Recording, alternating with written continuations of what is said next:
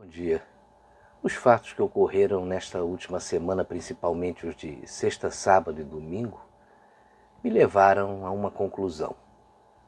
A eleição de um presidente predisposto a mudar os rumos do Brasil, acabando com as práticas mais danosas que sempre existiram em nosso país, expôs quanto éramos manipulados por uma mídia venal, por corruptos em todas as esferas do poder e por esquerdistas que falam em democracia, mas só apoiam e praticam atitudes tiranas. Os disparates que a gente está vendo, num primeiro momento, nos levam a pensar que o Brasil enlouqueceu. A torcida do quanto pior melhor parece que lota a nossa arquibancada. Mostra a cada dia sua fisionomia que aparenta um misto de raiva, inveja e rancor. Alguns até insistem na volta de um dos nossos maiores ladrões, condenados em 3 instâncias e que, por suas ligações nada republicanas com o presidente do Supremo, curte a sua liberdade. Que ele pensa ser definitivo. Vamos ver. Até as organizações Globo, por meio do ex-diretor de redação e atual colunista do jornal o Globo, Ascânio Seleme, busca aliados para destruir o presidente. O Ascânio publicou um artigo dizendo que é hora de perdoar o PT.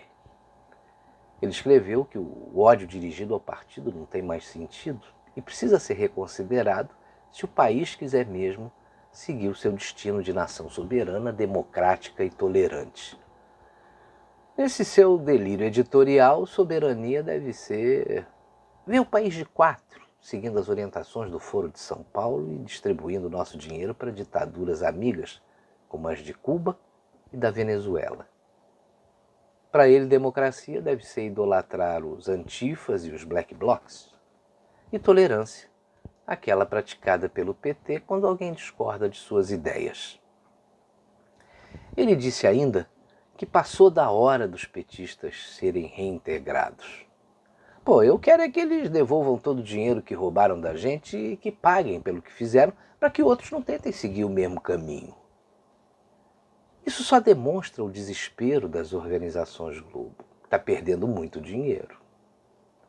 Propõe uma aliança a um grupo liderado por um marginal condenado que sempre abasteceu os cofres da Vênus prateada só para fazer frente ao Bolsonaro. E ainda tem a Folha de São Paulo, né? Quando a imprensa chega ao ponto de desejar a morte do presidente da República, mostram mesmo que o desespero já tomou conta de todos os companheiros. Vejam do que a imprensa desnorteada é capaz, né? Mas a máfia que aparelhou o Estado brasileiro também dá sinais de desorientação. Na última sexta-feira caiu a máscara do MBL, que pelo visto está mais para movimento da boca livre.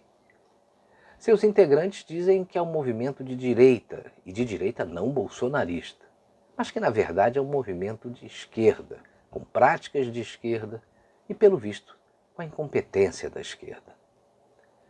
O que talvez seja possível é que não aconteça nada, mas nada com eles.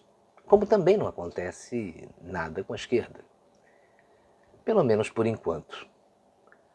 A perseguição aos apoiadores do governo é visível e clara como a luz do sol. Mas como eu já disse, as máscaras estão caindo. E alguns dos personagens merecem destaque. Joyce Hasselmann já disse a que veio. É apenas uma falsificadora de perfis nas redes sociais. E isso foi dito por ela mesma numa gravação telefônica que vazou. Luciano Ayan, que é o pseudônimo de Carlos Augusto de Moraes Afonso, é um grande produtor de fake news, que precisa esconder o nome, mas que agora, depois de reveladas as suas práticas nada republicanas, parece que está bastante enrolado com a justiça.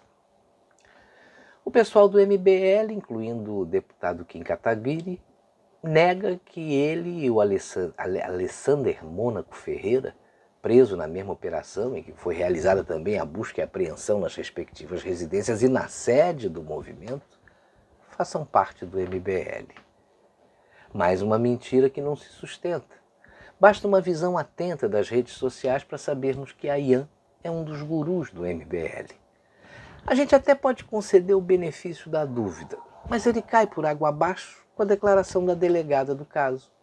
Ela afirmou que os advogados do MBL foram acionados para orientar os 2 presos antes dos seus respectivos depoimentos ao Ministério Público de São Paulo. Veja como mentem esses desesperados. Essa nova esquerda sofreu um baque que vai ter reflexos no inquérito ilegal das fake news determinado pelo presidente do Supremo, Dias Toffoli, e conduzido pelo ministro Alexandre de Moraes. Basta a gente ligar os pontos. O Luciano Ayan abastecia Joyce Hasselmann e o Alexandre Frota com informações que, pelo visto, são fake news. Essa dupla abastecia a CPMI das fake news e o ministro Alexandre de Moraes no inquérito ilegal do Supremo. E agora? O Ministério Público de São Paulo afirmou categoricamente que Luciano Ayan produzia fake news para atingir adversários políticos. Será que o ministro Alexandre de Moraes pediu a prorrogação desse inquérito por 6 meses porque descobriu que a origem das fake news estava na esquerda e não na direita?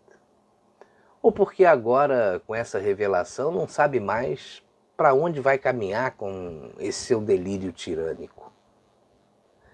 E para piorar a situação, vieram à tona informações sobre vantagens recebidas pelo presidente do STF.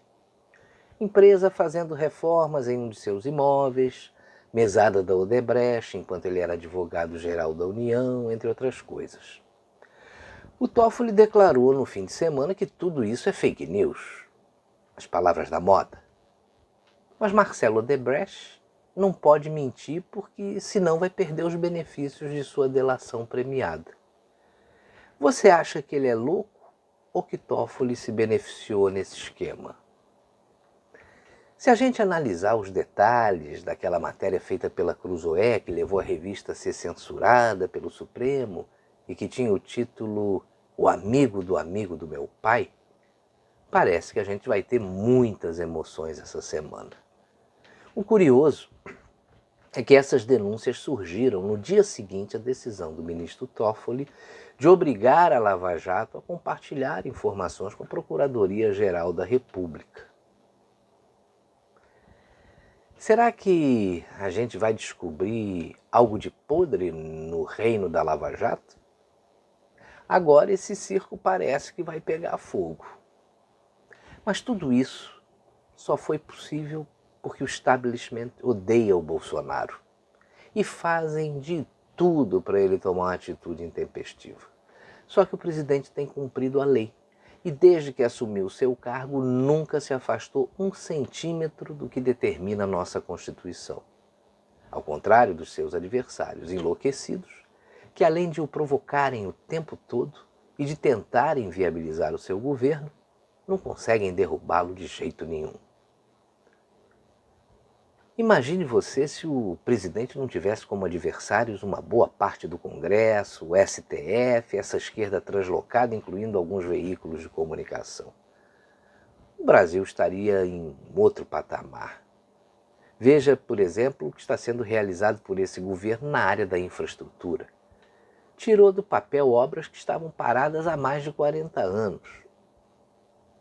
E isso ainda no meio de uma pandemia, e uma pandemia sem precedentes. Isso a grande imprensa não mostra. Ela prefere desejar a sua morte. Agora, escancaradamente.